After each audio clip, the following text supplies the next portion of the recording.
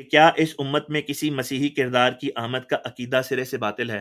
میں نے پروگرام کے شروع میں بھی یہ عرض کیا تھا کہ بعض لوگ ہیں آج کل، بعض تھوڑے ماڈرن قسم کے اسکالرز ہیں، ان میں سے ایک طبقہ یہ کہتا ہے کہ جی مسیح کے آنے کے متعلق، مسیح کی آمد ثانی کے متعلق جتنی بھی روایت ہے ساری کی ساری غلط ہے، کسی مسیح نے نہیں آنا، کسی مہدی نے نہیں آنا۔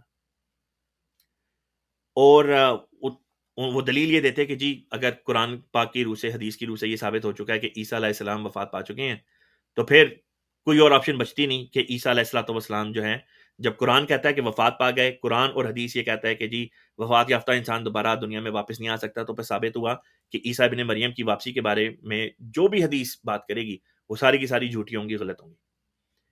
یہ نقطہ نظر پیش کیا جاتا ہے، لیکن یہ نقطہ نظر پیش کرنے والے اس دوسری آپشن کو بھول جاتے ہیں جو میں نے آپ کے سامنے رکھی، جو مولانا وحید الدین خان صاحب نے بیان کی، جس کی دلیل کے طور پہ انہوں نے کئی علماء سلف کا ذکر کیا۔ خریدۃ العجائب میں علامہ سراج الدین کا میں نے حوالہ دیا، جنہوں نے ایک پوری جماعت کا حوالہ دیا۔ بس جب ہم یہ ثابت کراتے ہیں کہ یہ بھی ایک آپشن ہے، تو لازمی طور پہ اس آپشن کو مسلمانوں کو سوچنا پڑے گا، اس کے اوپر غور کرنا پڑے گا کہ اللہ تعالیٰ کسی اور شخص کو یہ ٹائٹل دے کے اس دنیا میں بھیج سکتا ہے، مسیح کا اور مہدی کا، اور اس کے ذریعے سے اللہ تعالیٰ احمد ثانی کا جو وعدہ ہے اس کو پورا کر سکتا ہے، جیسے کہ عیسیٰ علیہ السلام کے دور میں حضرت یحییٰ کے ذریعے سے الیاس نبی کی احمد ثانی کا وعدہ جو تھا وہ اللہ تعالیٰ نے پورا کر کے دکھایا۔ اب خود اس بات کی طرف کہ جی یہ عقیدہ کہ عیسیٰ ابن مریم یا مسیح ابن مریم کی آمد ثانی کا عقیدہ جو ہے یہ غلط ہے، اس کا رد خود قرآن پاک سے بھی ہوتا ہے۔ اللہ تعالیٰ نے سورہ تحریم کے اندر، یہ میں سورہ تحریم کا حوالہ اس وقت آپ کے سامنے کھول کے رکھ بھی دیتا ہوں، اللہ تعالیٰ نے سورہ تحریم کی جو آخری رکوع ہے اس کے اندر اس مضمون کو بیان کیا ہے۔ یہ اسکرین کے اوپر اس وقت آپ احباب دیکھ بھی سکتے ہیں۔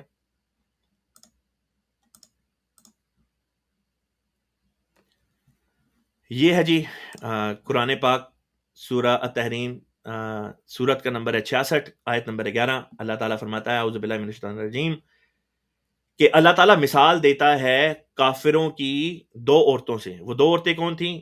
امرأ نو اور امرأ لوط، یعنی نو اور لوط کی علیہ السلام کی جو بیویاں تھیں، ان کی مثال اللہ دے کے فرماتا ہے کہ کفار جتنے ہیں وہ ان دونوں جیسے ہیں، یعنی ان دونوں عورتوں جیسے کفار کے اللہ تعالیٰ ان کے ساتھ مشابہت قائم کرا کہ جو کفار ہیں ان کی مثال ان دو عورتوں جیسی ہے۔ پھر آگے چل کے اللہ تعالیٰ نے اگلی آیت میں فرمایا کہ مومنوں کی مثال بھی دو عورتوں جیسی ہے۔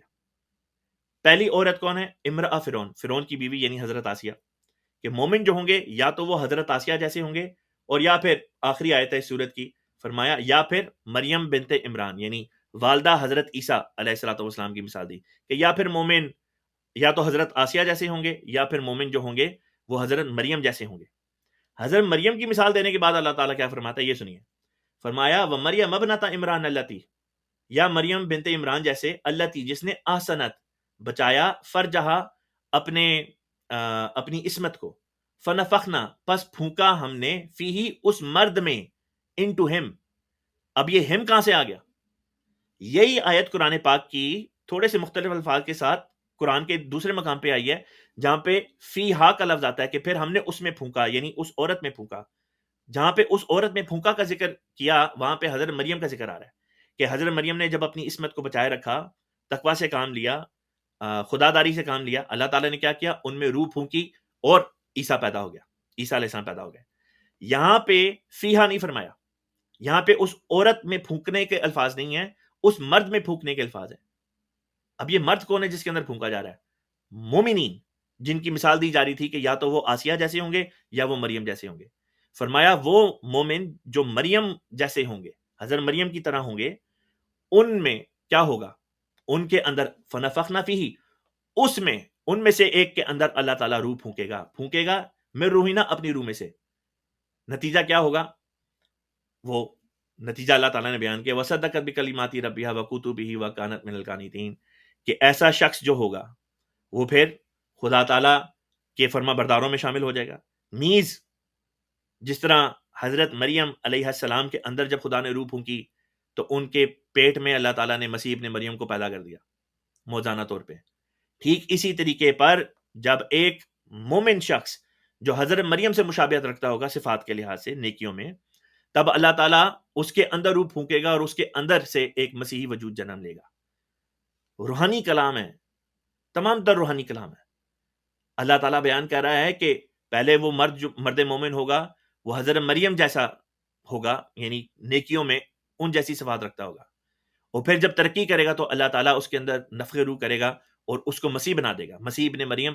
یہ ہے مسیح ابن مریم، اس امت میں آنے کا ذکر یہاں پہ قرآن پاک میں اللہ تعالیٰ نے بیان کیا۔ بڑا لطیف مضمون ہے۔ اس مضمون کو نہ سمجھنے کی وجہ سے بہت سے مولوی حضرات ہیں جو تمسخر وغیرہ سے کام لیتے ہیں۔ بہرحال نقصان ان کا ہے، ہمارا تو کوئی نقصان نہیں۔ محمد رسول اللہ